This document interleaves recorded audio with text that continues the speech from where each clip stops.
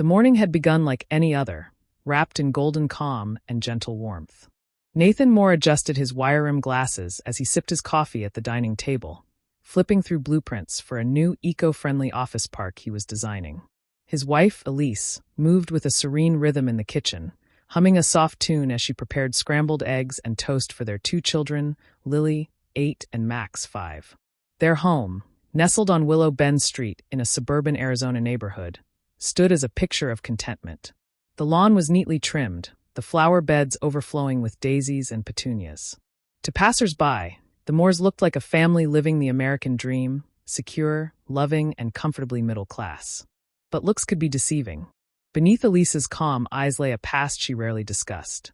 Once a highly decorated Green Beret sniper, Elise had walked away from combat after meeting Nathan and deciding to build a peaceful life.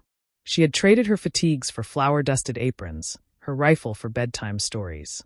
But instincts, especially those sharpened by war, never really faded. That morning, something felt different. The sunlight that poured through their windows painted warm beams on the hardwood floors. Lily chased Max around the living room with a toy airplane, both of them giggling uncontrollably. Even the birds outside seemed to be singing more enthusiastically. Elise glanced out the kitchen window just as a sleek black sedan pulled into their driveway. Two men stepped out. Both wore dark suits, too formal for a weekend morning in suburbia. Nathan looked up from his coffee, eyebrows raised. Elise gave a barely perceptible nod. "I'll get it," he said, standing and heading for the front door. "Good morning," said the taller of the two men, extending a hand. "Are you Mr. Nathan Moore?"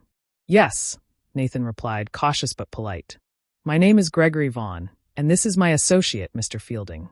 We're with the Homeowners Association, representing the Willow Bend Preservation Council." Elise, hearing the term HOA, quietly stepped to the doorway. Her instincts twitched. Gregory continued, "We've received formal complaints about your property.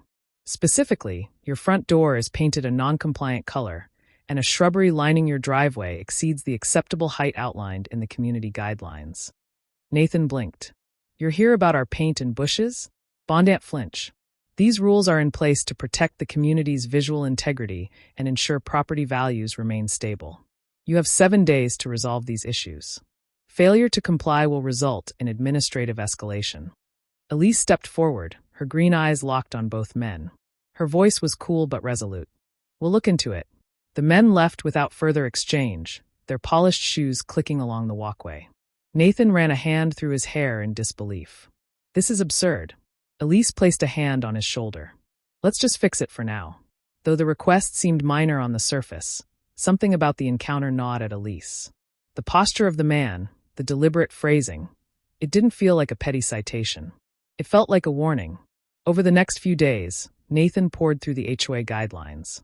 They were dense, obscure, and in some cases contradicting. When he asked neighbors about their experiences, most were hesitant to talk.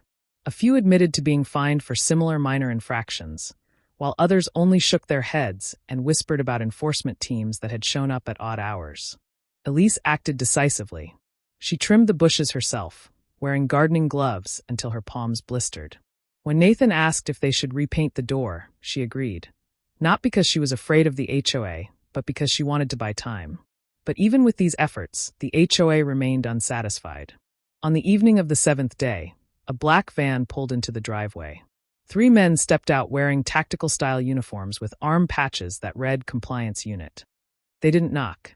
Instead, a heavy-set man with a shaved head approached and barked, "Mr. and Mrs. Moore, you failed to meet required standards. By order of the HOA, this property is now under emergency reclamation." Nathan opened the door, eyes wide. "Excuse me. You've been served. Now stand aside," the man ordered. Elise appeared beside her husband. She wore jeans and a plain t-shirt, but something about her posture made the men hesitate. "Turn around." "Leave now," she said softly. The lead man smirked. "Or what?" No answer. Elise's body subtly shifted to block the hallway where Lily and Max now peeked out. The air changed. One of the enforcers took a step forward. Elise moved like lightning, sidestepping, grabbing his wrist, and flipping him cleanly onto the hardwood floor. The man groaned. The others froze. The lead enforcer snarled and gestured for them to surround her. "You picked the wrong house," Elise murmured. In less than a minute, Elise disarmed another assailant and shoved him into the front closet. The third hesitated, clearly unsure. "Get her," the leader shouted. Elise moved with poise and clarity. She used every object within reach, a lamp, a chair, even a bag of flour from the pantry, to create barriers and distractions. With each second, she bought more time for Nathan to usher the kids into the basement. In the quiet that followed, she locked the front door, reinforced it with furniture, and placed tripwires along entry points. Outside, the HOA enforcers regrouped. One muttered, "She's a damn ghost." "She's not a ghost," said another. "She's trained." In a home that had become her fortress, Elise activated one final plan. She retrieved leftover fireworks from a 4th of July celebration, rigging them to trigger with a pull of string. Nathan called from the basement. "Do we call the police?" "Not yet," she answered. "Let them show their true colors." When the fireworks erupted, chaos followed. Lights flashed through the windows. The enforcers dove for cover. Cameras from neighbors' phones began capturing everything. Online, videos went viral. The once quiet neighborhood was alight with speculation.